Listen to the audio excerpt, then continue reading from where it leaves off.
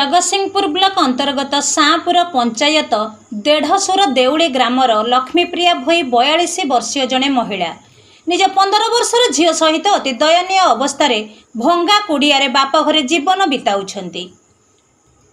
लक्ष्मीप्रिया विवाह होइथिला किंतु दुखर विषय विवाहर 4 वर्ष पर परस्पर मध्य मनमालिन्य जोगु भद्रलोकंक उपस्थिति रे विवाह विच्छेद होइथिला।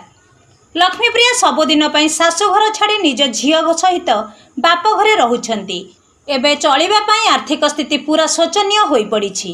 एही माँ और झील दुई जनक उपरे बोझ उपरे नलिता बिड़ा नदीला भली दुख कष्ट नदी होई पड़िछि। अभाव अनाटनरु झील को 10म पर्यंत पाठ पढ़ाइला परे आउ अधिक पाठ पढ़ाइबा पई लक्ष्मींक पाखरे सक्षम नथिबारु झील मध्य पाठ न पढ़ी घरे रही घर काम लक्ष्मी को साहाय्य करुछि। आर्थिक स्वच्छलता नथिबारु झीवर पाठ पढ़ा आगको बढ़िबा नहीं आशंका प्रकाश पाइछि।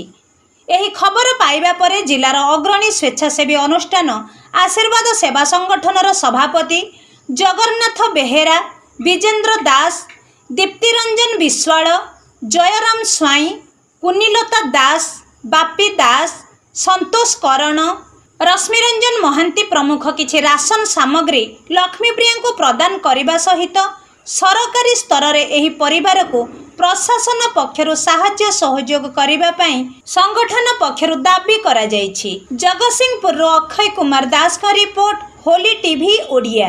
नमस्कार, मु लिपिका आपण मानकु स्वागत करूछि नुआ रूपरे होली टीवी ओडिया। होली टीवी ओडिया सहित जोड़िया पई आपण माने लाइक करंतु, सब्सक्राइब करंतु, शेयर करंतु।